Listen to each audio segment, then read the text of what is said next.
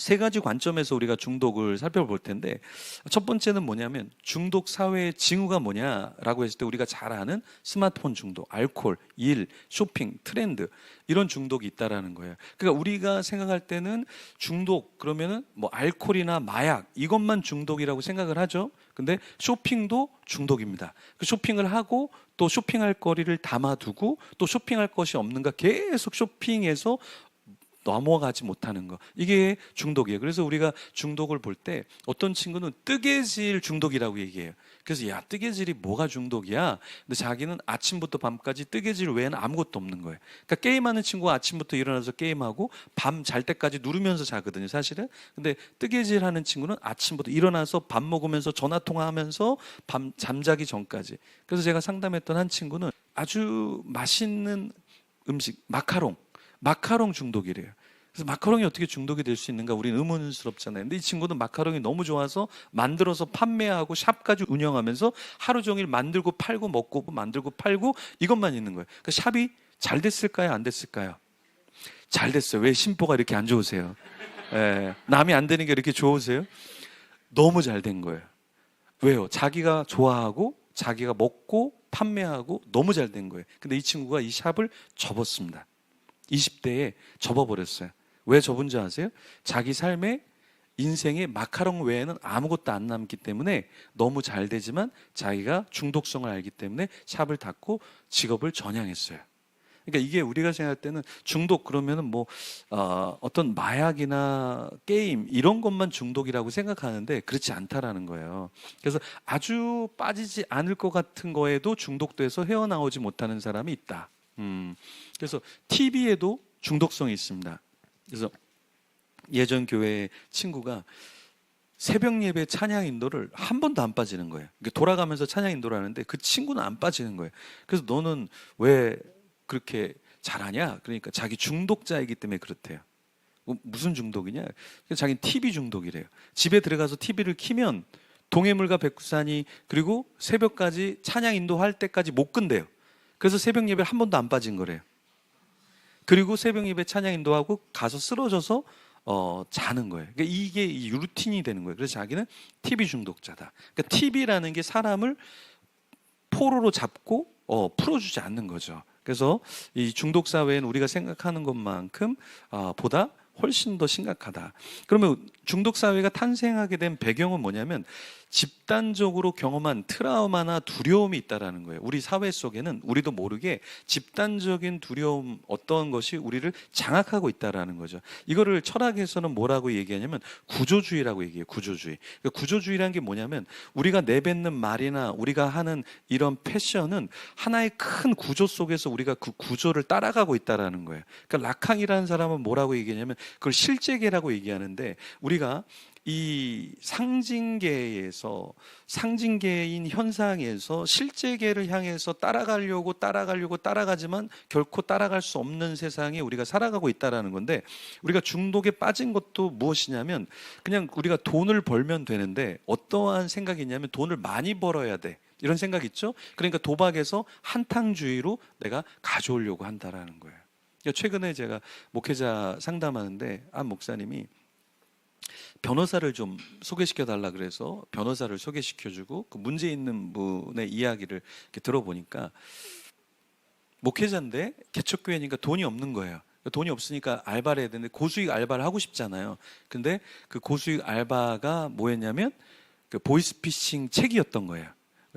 보이스피싱해서 전해주는 건데 그걸 알았을까요? 몰랐을까요? 알았겠죠. 근데도 했을까요? 안 했을까요? 했다는 거예요. 왜냐하면 이 보상이 너무 크기 때문에 그래요. 3번 하고 경찰에 잡혀갖고 2년 징역을 맞았거든요. 목회자인데.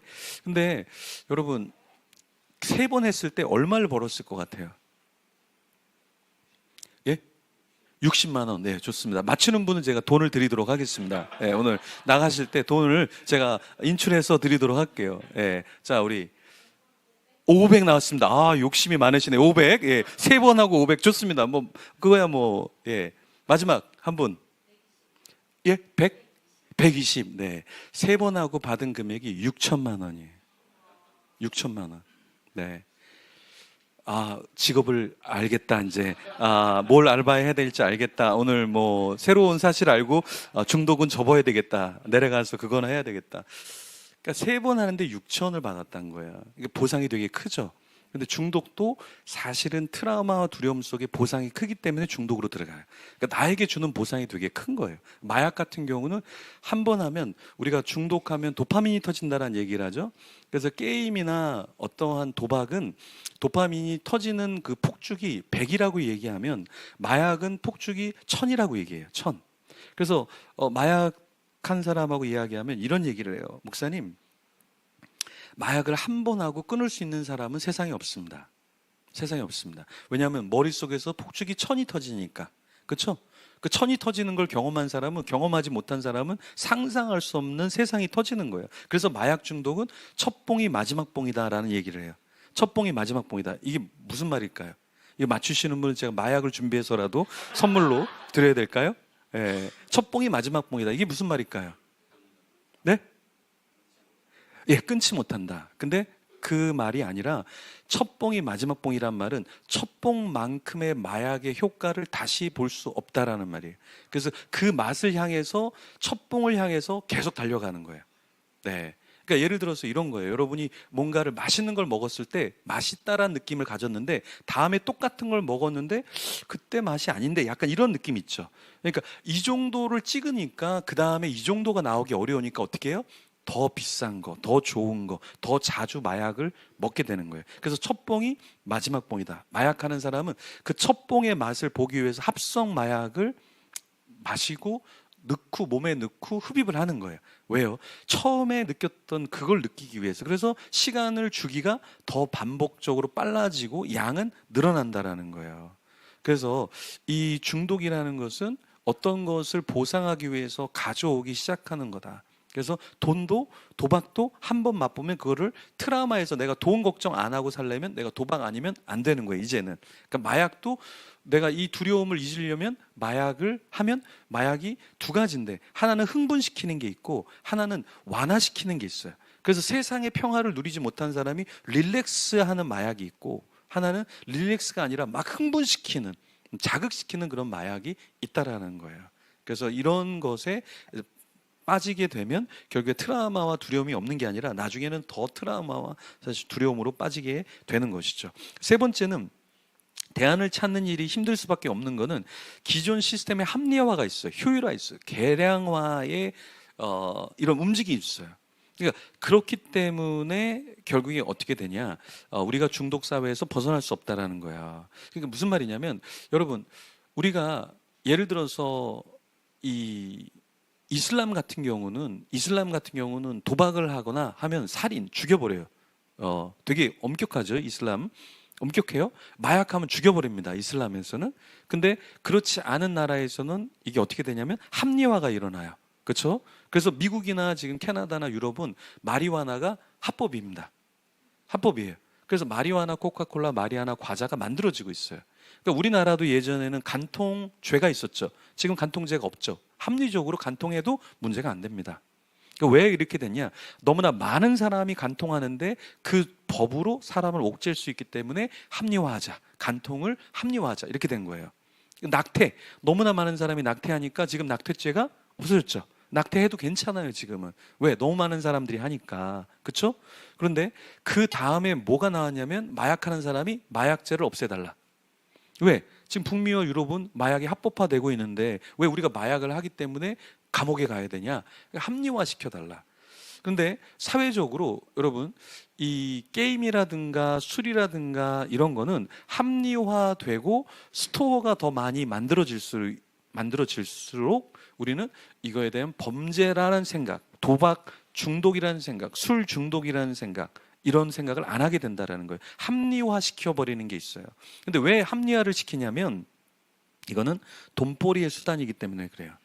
그러니까 여러분, 담배를 많이 피우면 여러분이 돈 법니까? 담배 인상공사가 돈을 법니까? 그렇죠. 예.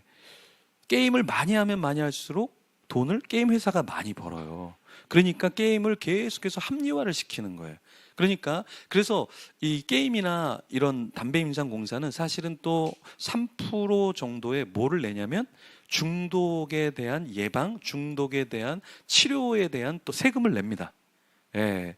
그러니까 아이러니하죠. 돈을 많이 벌었기 때문에 거기에 대해서 책임을 또 자기들이 지겠다. 그러니까 뭐 국가에서 그렇게 해라라고 했기 때문에 그랬겠지만 어쨌든 이게 합리화가 되고 합법화가 되면 굉장히 무서운 게 돈벌이의 수단에 다음 세대나 우리가 이용당할 수밖에 없다라는 거예요. 그래서 우리나라는 중독 사회로 갈 수밖에 없는 게 게임할 때 광고를 누가 합니까?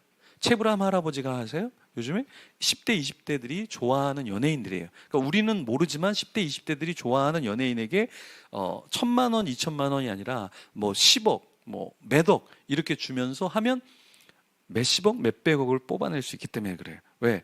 그 좋아하는 연예인이 들어오라 그러니까 들어가는 거예요. 그렇죠? 그래서 이게 뭐냐? 효율화 시키는 거예요. 계량화 시키는 거예요. 여러분 처음에 담배가 어땠어요? 처음에 담배가 어땠어요? 그 니코틴 맛만 나는 좀 이렇게 누리끼리한 그런 담배 색깔이었는데 그 다음에는 어떻게 나와요? 가열 담배가 나오죠. 요즘에 담배를 뭐 가열 담배로 피면 바나나 맛도 나고 커피 맛도 나고 다양한 맛을 느낄 수 있도록 만든 이게 계량화거든요. 계량. 그리고 나서 전자담배가 나와서 요즘엔 아이폰처럼 비번을 쳐야 돼요. 비번을 쳐야 담배각을 열 수가 있어요.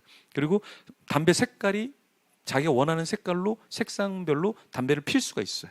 그리고 이렇게 두꺼운 게 아니라 아주 얇은 USB 뭐 이렇게처럼 되게 작게 담배가 전자담배가 나와요. 그러니까 담배의 아이폰이다 이렇게 얘기를 해요. 근데 이게 2017년에 미국에서 나왔는데 미국에 나오면서 200만이었던 청소년 흡연자가 380만으로 180만 정도, 170만, 180만이 늘어납니다. 1년 사이에. 근데 이 청소년이 이 담배를 피는데 얼마 정도가 드냐면 비용이 한 달에 15만 원 정도가 들어요. 근데도 이게 불티나게 팔리고 2019년에 우리나라에도 상륙해서 우리나라에서도 지금 젊은이들이 2000년도 이후에 이 전자담배를 굉장히 많이 피기 시작한다. 비용이 비싸더라도 상관하지 않아요. 중독자는 비용을 생각하지 않아요. 그렇죠? 이렇게 우리 중독 세미나 1,000원 이상 하면 대부분 다 1,000원 내거든요. 비용을 많이 생각해서. 그렇죠? 근데 중독자들은 그 비용이 얼마든 간에 비용을 생각하지 않는다라는 거예요. 여러분 엠번방 조주민이 만들었던 그 친구들이 만들었던 엠번방 가입하는 비용이 얼마였을까요? 얼마였습니까? 예, 제일 낮은 단계가 30만 원이에요. 입장하려 그러면 한 번 입장하는데 30만 원입니다. 그렇죠? 예, 다음엔 세미나를 30만 원 해야 되겠어요. 예? 최소. 중간급이 70만 원입니다. 엠번방의 중간급이. VIP 최고방이 150만 원이에요. 150만 원. 근데 그 엠번방에 들어있던 사람이 그 당시에 뉴스에 나왔을 때 몇 명이었죠? 맞추시는 분 오늘 점심 메뉴를 더블로 드리겠습니다. 26만 명이었어요. 자, 26만 곱하기 평균 50만 원 정도 하면 얼마가 나오냐면 조주빈이 20대부터 돈을 벌기 시작했는데 1,300억이에요. 1,300억. 엄청나죠? 근데 그런 엠번방이 조주빈만 만들었던 게 아니라 수많은 엠번방이 있었다라는 거예요. 지금도 있어요. 지금도 음성적으로 걸리지 않게끔 계속해서 이런 게 있어요. 이게 왜 그러냐? 이 중독자들이 조주빈이 뭘 알았냐면 조주빈은 중독자는 돈을 아끼지 않는다는 걸 알은 거예요. 그래서 자기가 20대이면서 30만 원을 만들고 70만 원을 만들고 150만 원을 만들었지만 엄청나게 들어왔다는 거예요. 그 당시에 이 나라에서 이 26만 명의 이름을 공개하겠다고 그랬어요. 공개하겠다고 했는데 그 당시에 자살자들이 엄청나게 나왔죠. 누가 죽었을까요? 공개하기 전에 거기에 들어갔던 사람들이 엄청나게 죽었던 거예요. 근데 거기에 이름을 보니까 이 고위직들이 너무나 많은 거예요. 그래서 나라에서 발표를 안 했죠. 발표할 줄 알고 죽은 사람들만 죽었어요. 근데 사회적으로 이게 파장이 너무나 크기 때문에 26만 명, 거기 안에 뭐 학교, 대학교 총장, 뭐 교수, 의사, 국회의원 없었겠어요? 그러니까 이걸 발표를 할 수가 없는 거예요. 그래서 아예 닫아버렸죠. 사회적인 이슈가 되기 때문에. 그러니까 26만 명. 왜 그러느냐? 좀 이따 보면 성중독자가 우리나라에 200만 명이 넘어요. 성중독자가. 그래서 거기에 한 10분의 1 정도인 26만 명이 거기에 들어가 있었던 거예요. 사실은. 예, 그래서 우리가 생각할 때는 거기를 왜 30만 원 내고 들어가? 근데 중독자들은 돈을 아까워하지 않습니다. 네.